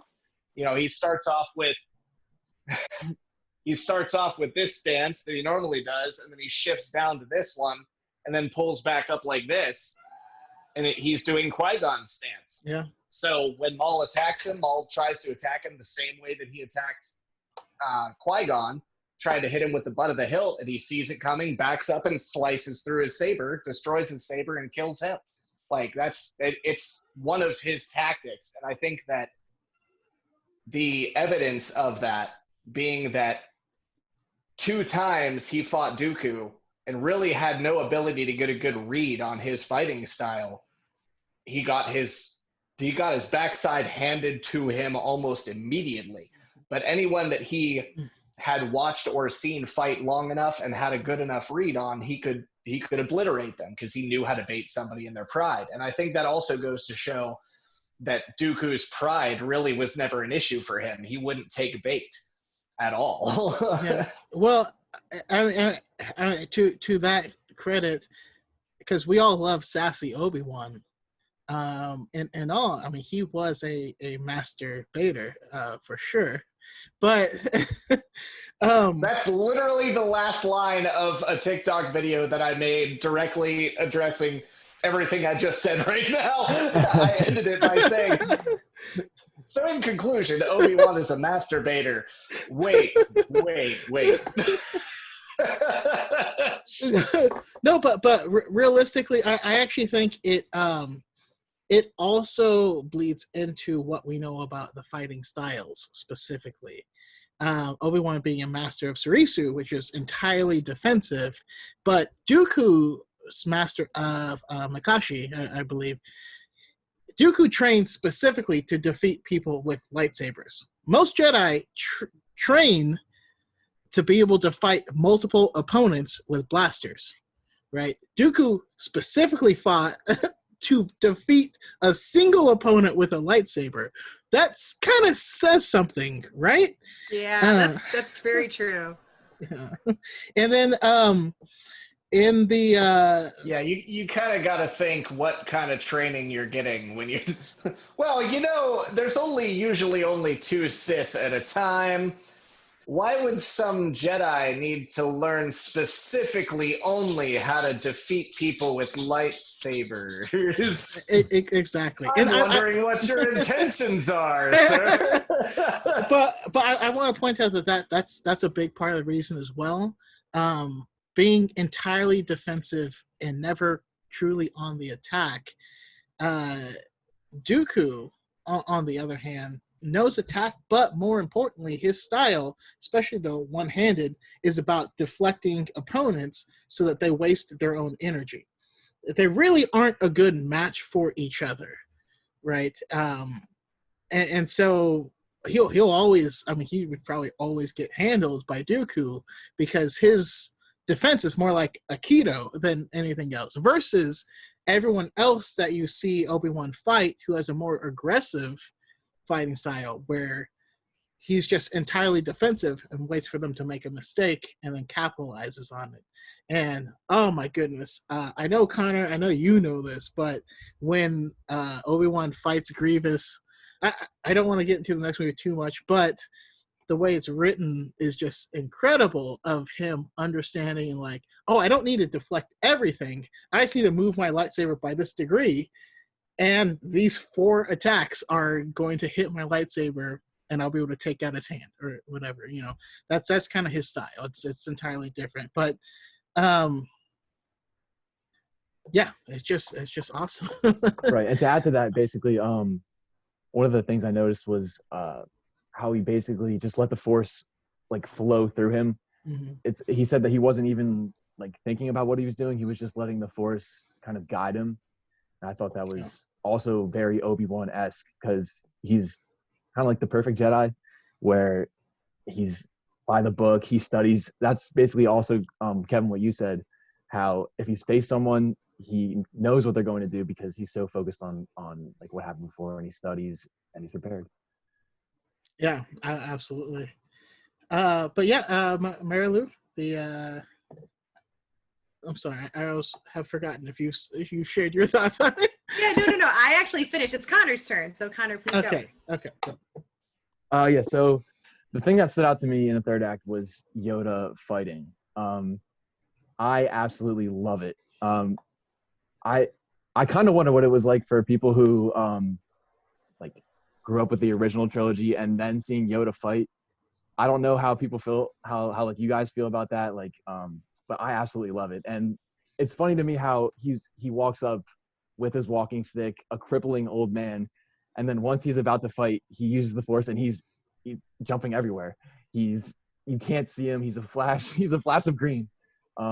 That's my favorite part of the third act for sure. No, I love it. And also, there's like a couple like little small scenes. Actually, first of all, Connor, you have to pick a pet.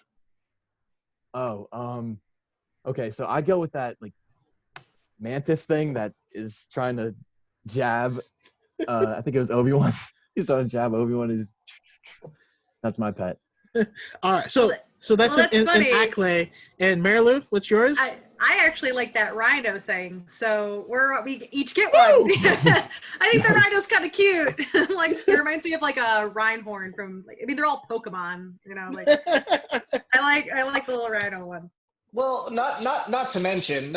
See, you took the best route because you took the one that actually helped them. you hopped down on the one that actually let them ride it around. Like, All right, so real talk. Probably a good choice.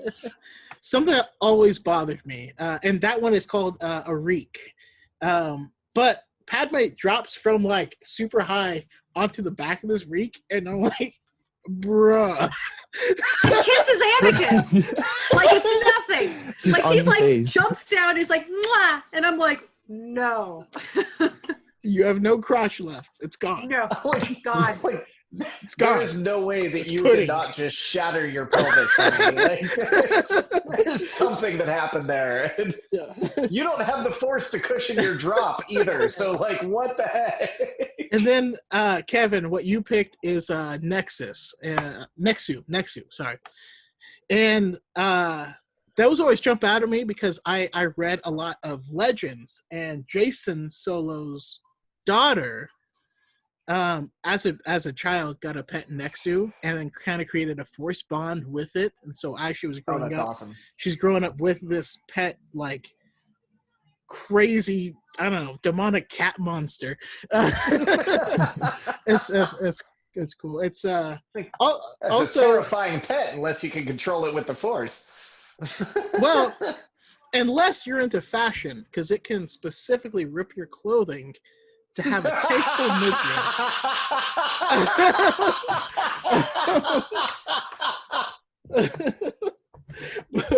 But yeah, in that scene we also get like I don't know, the iconography of Padme and Anakin's kiss as they're heading in the arena, and then they're in the thing, and then like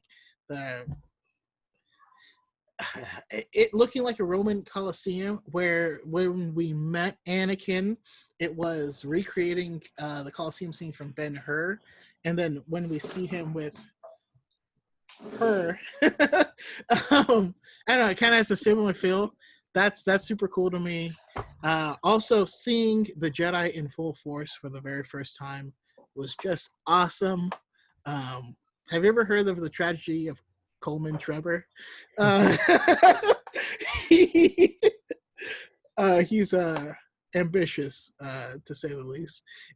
He was ambitious. It didn't quite work out for Coleman Trevor.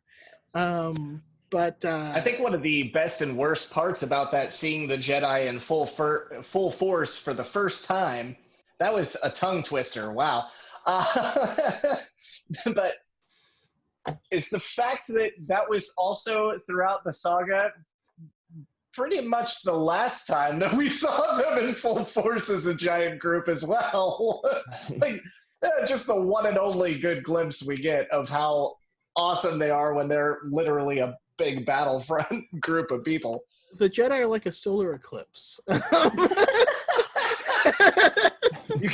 You get one group every 9 movies. It happens once. You gotta wear glasses. But no, I really did enjoy the last act. Of course, I did already mention my thoughts on Padme just kind of being a badass of like these two Jedi were bantering, and she's like, "Screw this!" and starts climbing. Like, yeah, I'm. Can we also acknowledge the fact that Obi-Wan made a freaking dad joke at that very moment? Looks like she's on top of things. Literally climbing. I'm like, oh my god. Yeah, that was. I mean, that's C-3PO's job apparently. Oh in my that god, scene. C-3PO. I'm beside myself. I'm rather beside myself. This is such a Question. Oh, drag. this is such a drag. I have Marilu? a question. So Yes. this is stupid and means nothing. But when We love those they kind. when they leave, like, and C-3PO just comes with them, why? Why? He belongs to the. I mean, technically, I guess he belonged to Shmi Skywalker. I mean, after Anakin left, and then he becomes property of, he's a droid. He becomes the property of the Lars family.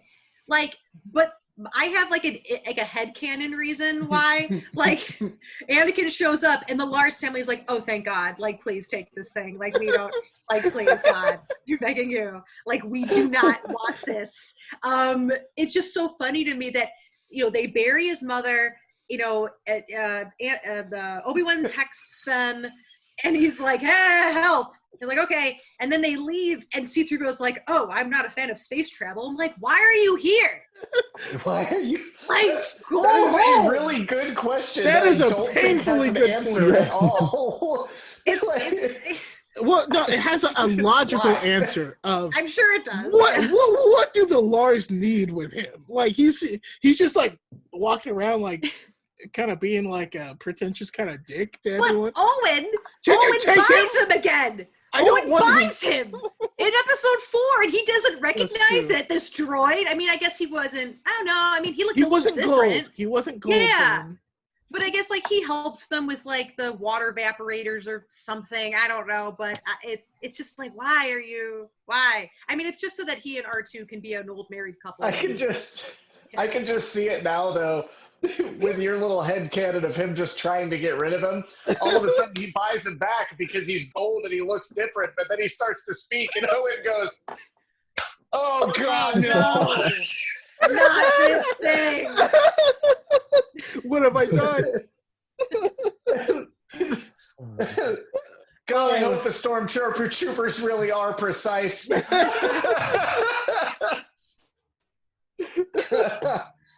Oh, that was Yes, dark. terrible. Sorry. All right, so let's go around kind of I guess this would probably be final round because it's kind of wrap up and I also want us to include because we have so much more information than we had when this first came out, right? We have the Clone Wars, we have all 9 episodes of the saga, we have just so much information that we can kind of look back on this a little bit with different eyes. So I'll start with Connor here, but if you have any thoughts about we have Anakin and Padme's wedding, right? We have begun the Clone Wars and just kind of overall thoughts. Where do you rate the movie?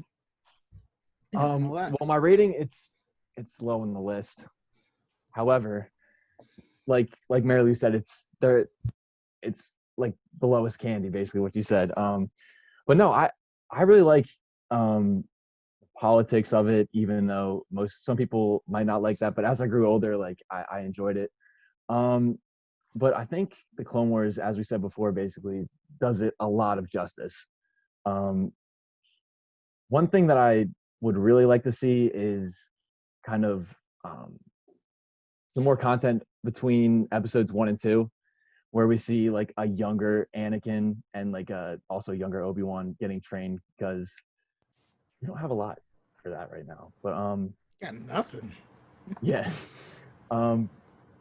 but yeah, I enjoy the movie. The action's great. Like I said before, I grew up with it. So it's nostalgic to me. Yeah. No, it is great, and it's a fun watch. Um, I will say, if you're watching like an entire marathon of all the movies, it drags the most. but I still love it, and also that wedding was beautiful. The secret ceremony, Yep. and someone made a video earlier today that I don't know. It kind of sticks with me in the fact that R2D2's memory has never been erased, and Yeah, he he was remembers all of present. it. He was present for their wedding. R2D2 has a recording of that wedding. Of course, he's not going to get erased. You know, I don't know. That just is kind of gives me the feels. But yeah, final thoughts, Kev. my final my part of my final thoughts is that I got very sidetracked for a hot second there because when you said secret ceremony, all I could think of was secret tunnel. But anyway, two lovers for it fits. Hey, it actually fits. It does. Forbidden Sadly, from one another. my guitar is not in part arm reach, or I would play it. Well, and the best part is that's D. Bradley Baker. Like that's the voice of all the clones that sings that. Yeah. Freaking love it. But anyways, thank you, Filoni, and all the wonderful voice actors. Yeah. But yeah, I mean, adding the Clone Wars in again was just it helped so much because yes, it may not have, you know, obviously the Clone Wars takes place after, but seeing what it set up and then getting all of these little side weaves of story that kind of go afterwards really made it feel more important. And yeah, you're somewhat right about the fact that it does drag the most if you're watching a marathon. But I know the marathon thing from experience because when I hit 30K, I did a marathon live stream that lasted 24 hours where I watched all of them, and I included Rogue One as well. I was going to include Solo, but I was like, this is the least attached one, and I was having internet struggles that day, so I lost time, and I was like, that's the one that's got to go. Everything else is at least connected very strongly. So, but yeah, so I can agree. I mean, it drug the most, but it still didn't. I have such a hard time rating the films because the entire saga I view as one cohesive story. So prequels, OT, sequels, each individual film within them. I can't rank a favorite because I watch them for the story that is all cohesive together, and I need each individual part for that story to make sense. You know, if you jump straight in trying to watch Revenge of the Sith without having any of the knowledge from Phantom Menace or Attack of the Clones, it's a bad movie. Yeah. I wouldn't quite say a bad movie, but the most impactful parts have no punch to them because you don't understand why they're important. You know, and it's so I have a very difficult time ranking them. Like I could rank the trilogies sort of, not very well though. Like I basically rank the prequels and sequels equal and the original trilogy at the top, mainly because of my nostalgia and not much else. But that's, you know, that's kind of where I'm at with the ranking idea of it. But yeah, I think that it's a movie that got way more hate than it ever needed to get. And sadly enough, we still are seeing that kind of mentality in the fandom today with anything new that comes out. It's just, oh, this isn't the original. This isn't as good. We're gonna crap all over it. And I think that it aged very gracefully.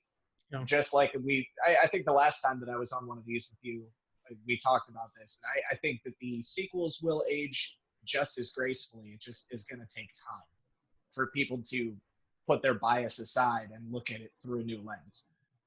Absolutely. And I think a lot of people have clearly done that with the prequels, and especially Attack of the Clones. I feel like Attack of the Clones was the most hated of the three. And now people are like, oh, The Phantom Menace was really boring. I don't like it. Attack of the Clones was great. Like, most people like Attack of the Clones more now, and they look at Phantom Menace as the boring one. I just think it's kind of funny to watch how people's opinions change over the decades.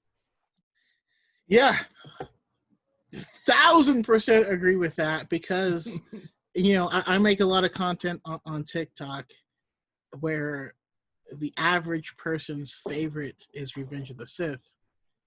I was the only person I had ever met that liked Revenge of the Sith. Liked it at all.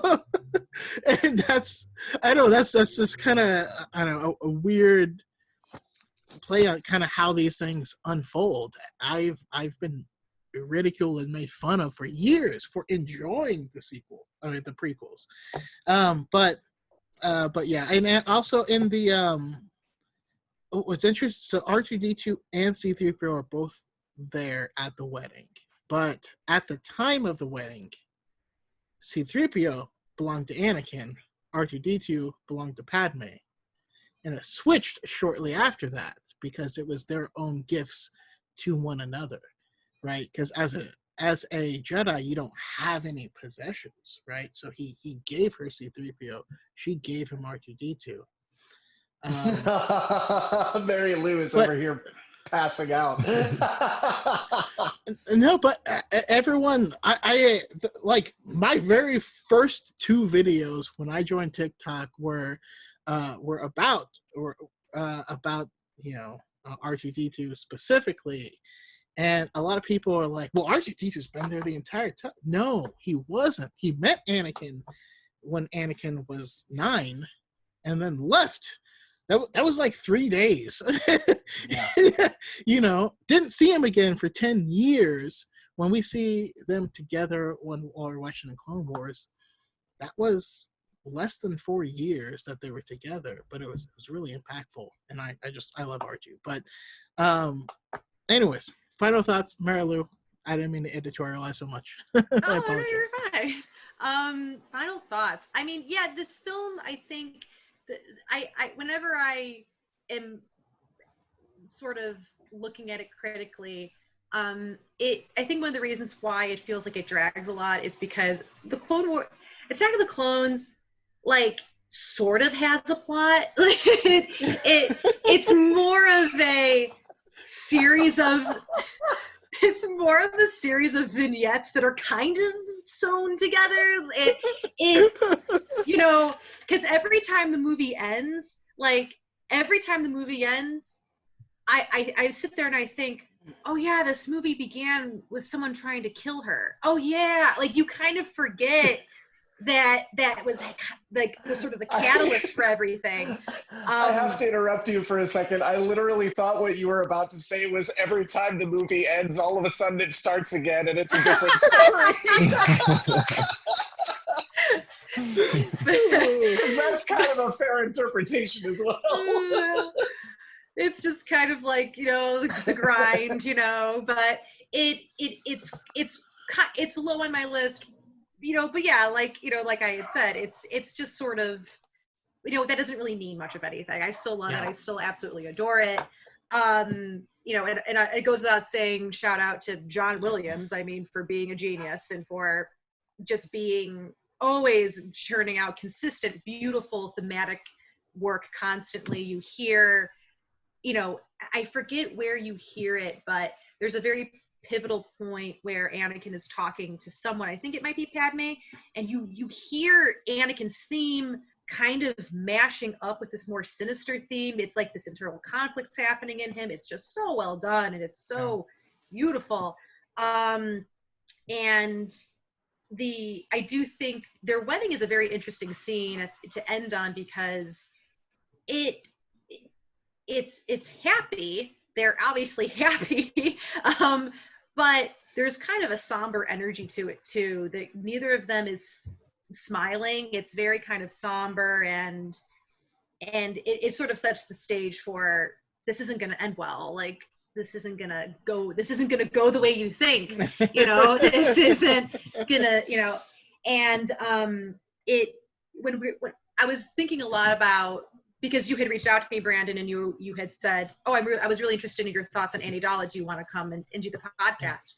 And so I started thinking more about it in a way that, because you can only fit so much in 60 seconds, in a video on TikTok. And exactly. Yeah.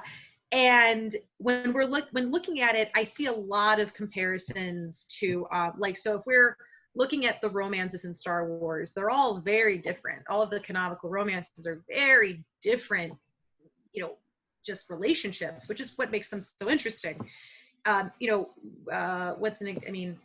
Like Kylo Ren and Rey is very Hades and Persephone to me. It's very, in The Force Awakens, he literally picks her up and takes her to the underworld. And there's a lot of really cool Greek, motifs found there. And Anakin and Padme, to me, is Orpheus and Eurydice. It's this, because Orpheus essentially, Eurydice dies, goes to the underworld. Orpheus goes to Hades, and he plays him. I think the story is, I don't know if he plays him a song in the myth. I mean, the myths they change all the time. Yeah. But Hades basically takes pity on him, and he's like, okay, fine, look, if you and Eurydice can leave together, but if you look back at her, if you look back to see that she's following you, she has to stay in the underworld forever. He goes, okay. And they go up and they're ascending the underworld, getting back to Earth. And at the last second, Orpheus's doubt overwhelms him, and he turns, and there's Eurydice. She's still there. She didn't leave him. And it just destroys their relationship. She's doomed to the underworld forever. And that is Anakin's doubt is what destroys his marriage. It's what, makes him, there's a lot of other aspects there too, but it is his doubt in Padme. It's his jealousy of Obi-Wan. It's his suspicious, it's the idea that the Jedi are like, love and possession are the same thing. It's like, no, Clovis. They're not. Clovis. To be honest, and that's kind of to add to that point. You're 100% correct in that. It was his doubt that was the underlining factor that caused all those other toxic issues. Mm-hmm. Without that one factor, without that doubt, then he probably wouldn't have been manipulative. He probably wouldn't have been controlling. All of those were factors that were based on his own fear of losing her, and he caused his own fears to come true, like many toxic relationships do. Yeah. And that's precisely, that makes perfect sense. Yeah. And I agree with you wholeheartedly. Yeah. It's hard because Anakin too, like the way I've always thought to, and this also goes more into episode 3, so I won't push that too much, but Anakin, the best way I can describe Anakin Skywalker is we see it in the Clone Wars, we see it especially in the Clone Wars, and we see it in the prequels. Anakin is a good man, but he has a poisoned heart. It's so sad to see this. One of my favorite motifs ever.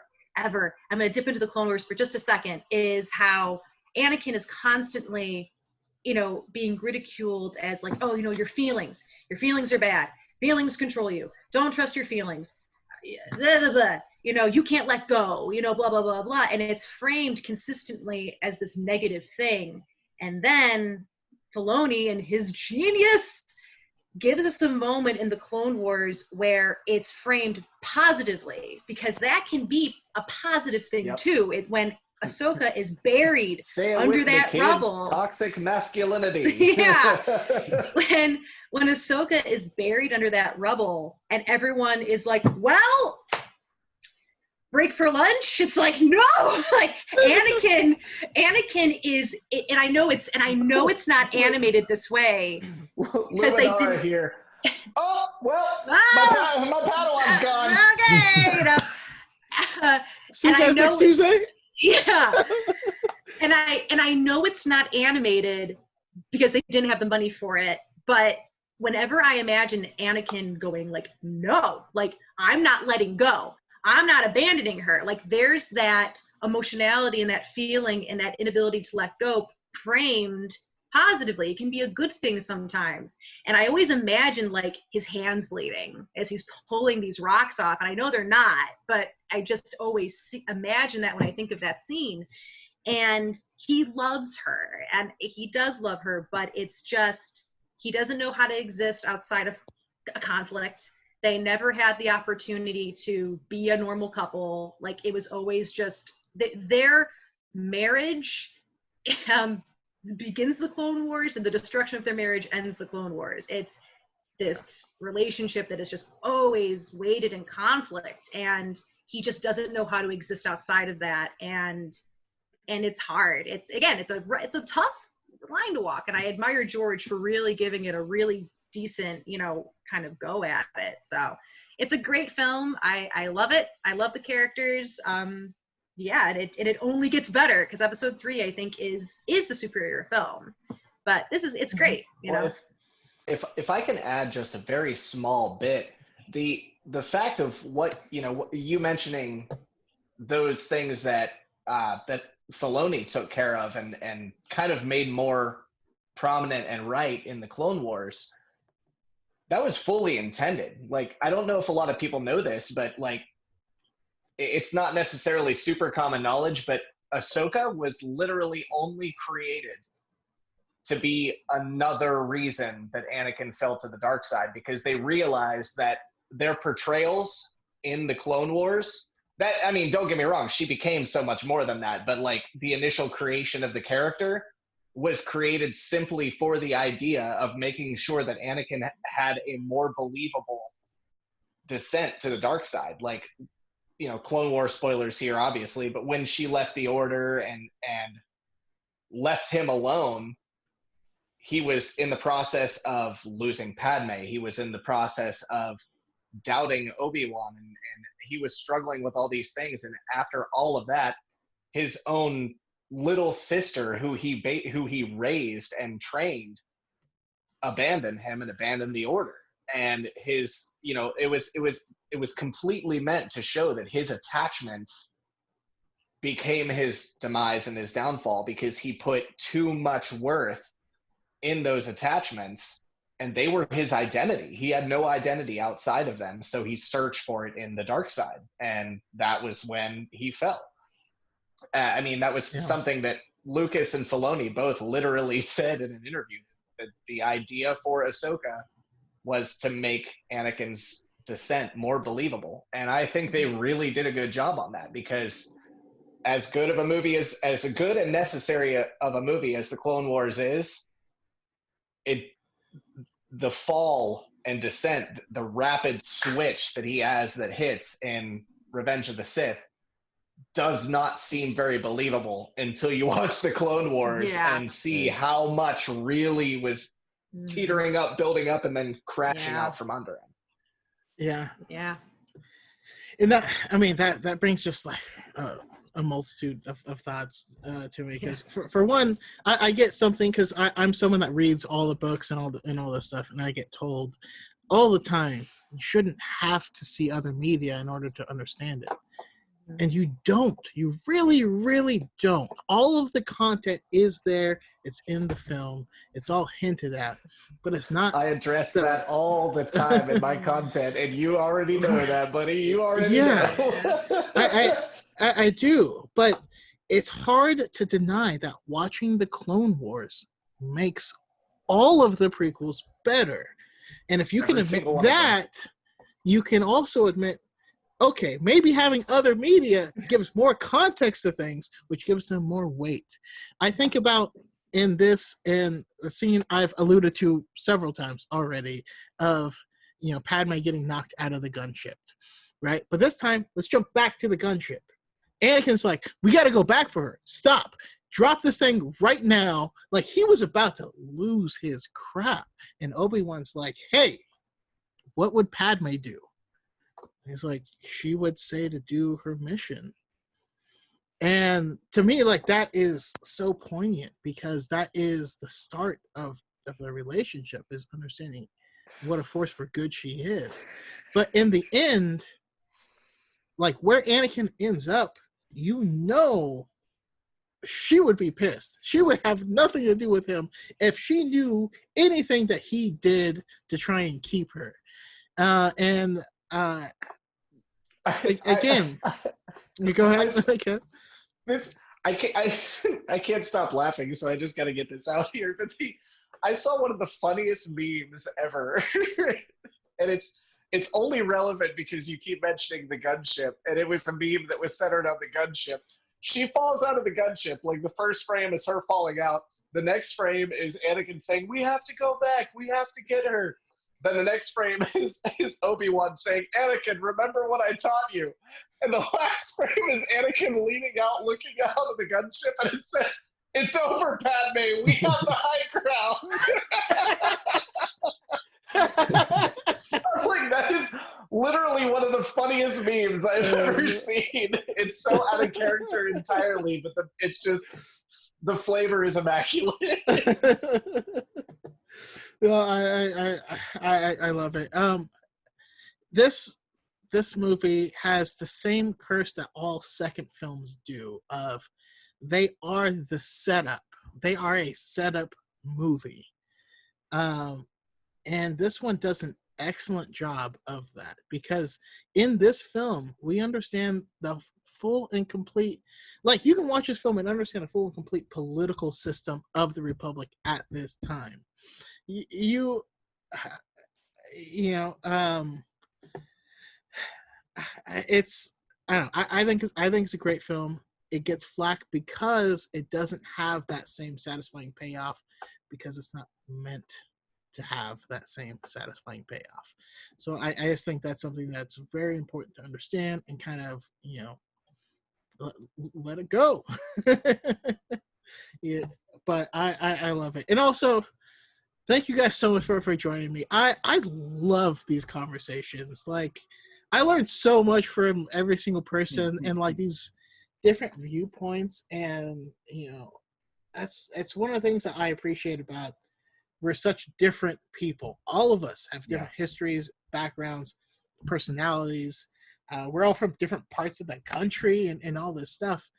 And it means that we all love the same thing, but we look at it differently. And I just like hearing about it. So thank you so much for joining me on this. I super appreciate it. Well, let me give you a thank you, man, because Yes! honestly, with this community having so much toxicity, it is amazing to be able to find groups who can gather together and have conversations like these and not be at each other's throats. Like, the fact that we have all been able to find each other and more, everyone, literally everybody that I know that you have featured on these has been people that I'm like, I feel safe with my opinions around you, even if they differ, because I know you're not going to come at my throat like I'm not a real fan because I think something a little different. And being able to find a positive and accepting home in the Star Wars fandom is a near impossible and super daunting task. But you hosting events like this really, really helps. And I will be more than willing to join in on anyone that you ask me to join in on, because it's so much fun. And dude, you're killing it. You are an amazing host. Oh, I always say, go ahead. I was looking forward to this all week. Like, I was like, oh my God. I cannot wait to do this. This is so exciting. And this is my first podcast anything. I mean, I've listened to a ton of them, but my first doing anything. So thank you for inviting all of us on here to do this. This is so fun. And for anyone that did enjoy this, next week we're going to be talking Ahsoka specifically, which is awesome. One of my favorite people in all of Star Wars. So that is awesome. Yeah, we already know how I feel about that character. Yes, Kevin's like on this one. Holy, yeah. He is on it. Yes. He's demanded it. Yeah, he's like, no, I'm going to be on that episode, all right? Like, but spoiler alert, I was already invited to join again next week. For that very reason. For anyone, like, whenever my most of my content goes up on TikTok, and I see people who make content and what they like, and if what they love is something I'm going to be talking about, I want them on there, especially if you're non-toxic. We benefit from having voices that are positive in our community, and I love talking to them. This is why I even started making content. So I love it so much. Thank you all for joining me. Again, this has been the High Ground Podcast. But let's go around real quick and let everyone know where they can find you. So, Connor? Yeah, so my TikTok it's just my name. It's at Connor Fahey, ConnorFahie. I'm working on a YouTube. Also going to make an Instagram page soon. Awesome. I look forward to that. And I'll put the links for everyone below, and let me know when you get that the Instagram link. Kevin? My TikTok username and Instagram username are the same. Those are really the only two medias that I'm using right now. It is at @_dude_named_Kev. Yeah. And it's the same on both of them. A dude named Kev. That would be me. I am in fact a dude who is named Kev. Real quick, Super original, right? Is there any other project that you're working on that may show up in November, roughly? Oh yeah. To be honest, you're probably more equipped to talk about it than I am, because I haven't been announced. I don't know that I can. Okay, well then we'll let that be as is. Maybe we should come back to that next week, because I just recently joined. I only joined on a couple days ago, but I know that in November we're doing a live stream charity event. I believe it's on Twitch, but I'm not entirely 100% sure, because again, I haven't got all the details yet. But it's for a charity organization called Extra Life, and it is for raising charity money for children's hospitals. Yeah. And we'll be doing a full 24-hour live stream with a large group of Star Wars creators, all just having a blast doing what we can. So. Mm-hmm. And I can neither confirm nor deny, but there are people being announced. If I get announced, I'll put it here. But thank you so much, Kev. Marilu, where can we find you? I am at Miss Eggy on TikTok. It's just Miss as in MS, as if I'm single. I'm not. I don't know really why. I'm like, I should maybe change that. To be fair, I just kept my name just because I'm lazy. So yeah. It's funny. I tell people, they're like, "Did you take your husband's name?" I'm like, "No," and they're like, "Why?" For some reason. I'm like, nah, it costs money and it takes like a really long time. Like, I just don't know. So I'm at Miss Eggy, and it's Eggy EGGY at TikTok. That's where I post most of my content. And I'm also on Instagram at Miss Eggy28. I don't post that much stuff there, but I do post like stuff on my stories. But if you want to come and cry with me about the Skywalker men, just come to my TikTok. I do that daily. I just will make videos at 3 a.m. and be like, let me just get this off my chest. Like, just be crying about Luke or Anakin or Ben. I don't know. It's they're the same. They're just all idiots, but they're adorable. So that's where I am. I can attest to the fact that it is 100% prime content all the time. Oh my God, Kevin! Kevin! Thank you. For sure. Your stuff is great. It kills me every time. Awesome. I laugh so hard at your content. It is some of the best stuff ever.